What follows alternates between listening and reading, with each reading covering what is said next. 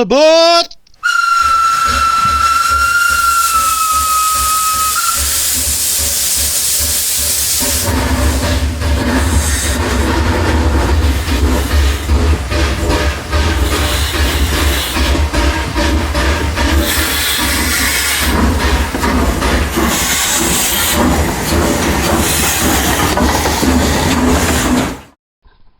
Well, hello and welcome to this layout project update 2023 for Shaky Hands Shed, and it's of the Windsor Bridge area in 1982. I'm modelling, which is now the main photograph here. It is now Salford Crescent, and anyway, the second board's in. The main board I've built, we can see here I'm running a restoration I've just done on it. Having a plate gives me somewhere to run trains till I start building it proper. I've got some boards down and I've got an area to run my restorations and stuff I'm preparing for the layout. I've got locos I'm preparing. I think I'm going to go DCC sound and lights and everything. And here it is again. It's got lights, that one, but it's DC. I'm running it on DC at the moment. Once I start putting my tracks in, I've been looking through my track today. I've got some of the crossovers and points I'll need. The Pico and the long crossovers and long points for the main line part, make it look a bit more pleasing. And on our way to play its parts, because I have some sidings on it. And every weekday they used to run a Cox and Danks scrapyard train. It's a Cox and Danks which will just be off the scene.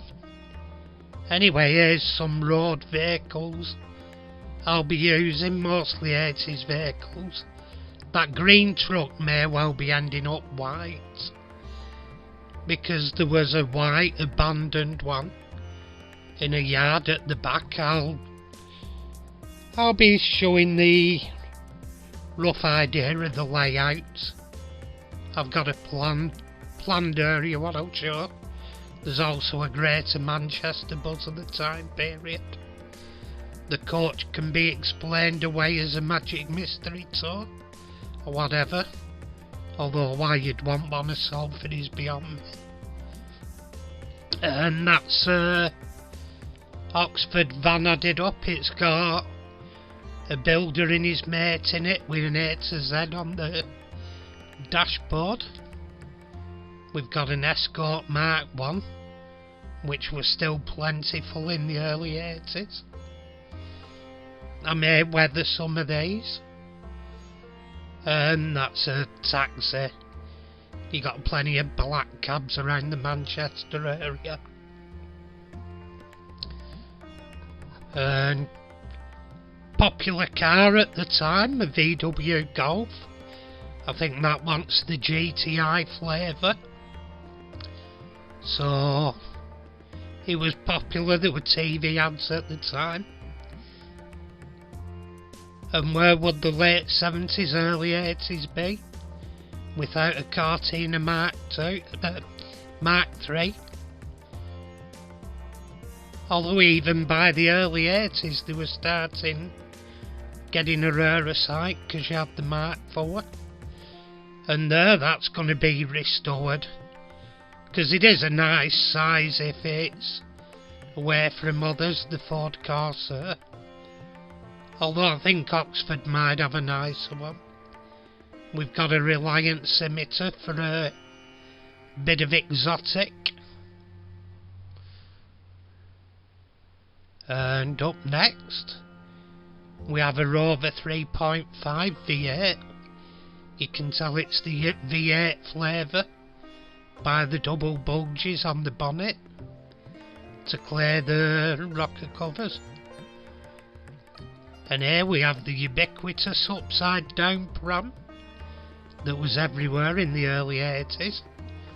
The lettuce muncher's favourite. And there another Cortina Mark III in a different colour. Not being racist, having different colours. And here we go, where would you be without Reagan's Granada? That's going to be somewhere on layout. I've not got a bank anywhere near, or I might do a company stockroom heist or whatever. A couple of Escort XR3Is. You still didn't see a lot of them back then. In 81, 82, they were only just coming out. It was the very early Mark 1s, which those were Oxford did with the moon dishes. Moon dish alloys. We've got a Mark 1 Transit. For the 80s scene, I wish somebody had modelled the Mark 2 Transit. Mark 1s were getting a bit rare, thin on the ground by the 80s. We've got a Sherpa police van. We've got an MGB in tartan red. Mostly back then, they were a chick's car, an MGB. We've got a Rover 2.5 in Tahiti blue. Yeah, the MGB were in tartan red, don't know if I said. Anyway, this is the rough track plan that's going to be at the front, and the red is where a raised area is going to be. There's a bridge at each end. It's only rough, take it as the straight lines the bridge. The one on the right is canted over. One on the left goes straight across. The one on the left was widened to 4 lanes in 1982 whilst I were at the box. So there's plenty of scope for traffic on the bridge there. That's where the buses will go. I might do a truck and some cars, and the other side can have some cars. There's an abandoned truck and an abandoned Morris Minor. Gonna go in abandoned buildings that were opposite the signal box that's denoted by the green dot. The 4 pale aquamarine dots are basically the ones to the right are semaphore signals, the ones to the left are colour lights, and the darker aquamarine were ground signals. So there's going to be signals there everywhere, and the right signals that should be in. I may have to condense it down, so what I'm going to be doing, I'm going to be laying the track by eye, and I'll probably be starting at the centre and working my way outwards, so I know what I'm going to be doing at the ends, because I want that curve going round. My biggest problem is where it forks. At the end I may well have to widen the board at the right and do it wider. Anyway, here we have, I found some photos online. This were taken by a signalman friend who's now deceased, John C.E. Wicker. He did a lot of railway photography, and it's of the semaphore signals. I had a picture myself, but it wasn't really good enough to pick out detail. I can pick out detail on this.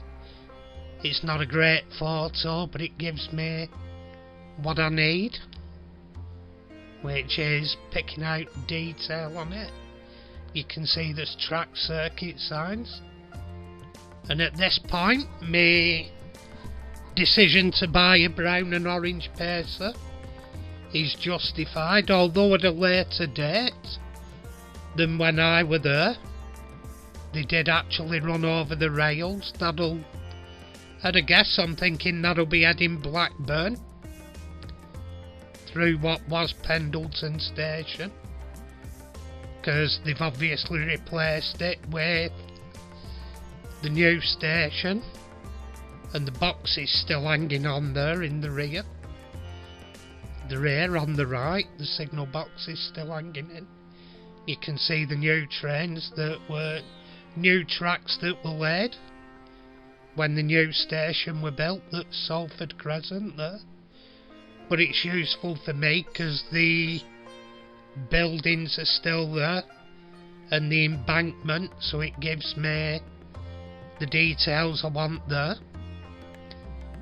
And this picture is of the Scotch, the Glasgow, heading through, hauled by a Class 47.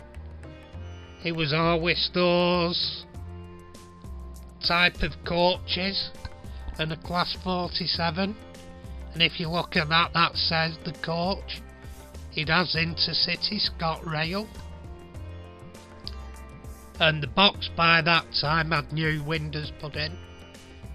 I've not a clue why they put new windows in, because by this time its days were numbered really.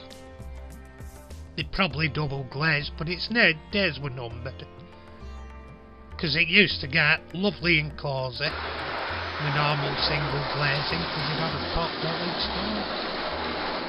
Anyway, I bought another DMU, because a lot of the traffic in the area with DMUs, and Newton got quite a few of the Calder Valley 110s, so I've got one in a different colour and different carriage setup.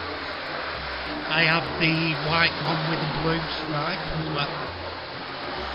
Anyway, zooming out, I've got a third section of the motorbike put together, so it takes the full length then up to 15 foot. And this is the Calder Valley 2-set car running round. Looking very nice. It'll be an appropriate one. And I knew I'd forget to mute one. And here we go. I'm getting near Halloween because I'm running the ghost train. One I made for last Halloween. Anyway, here we go. I'm just showing the boards. These are, I've built them. I've built them, and I've put them where they're at. There's been zero levelling and zero mating up. I just measured once, cut once, and boom, bosh, bang on. I find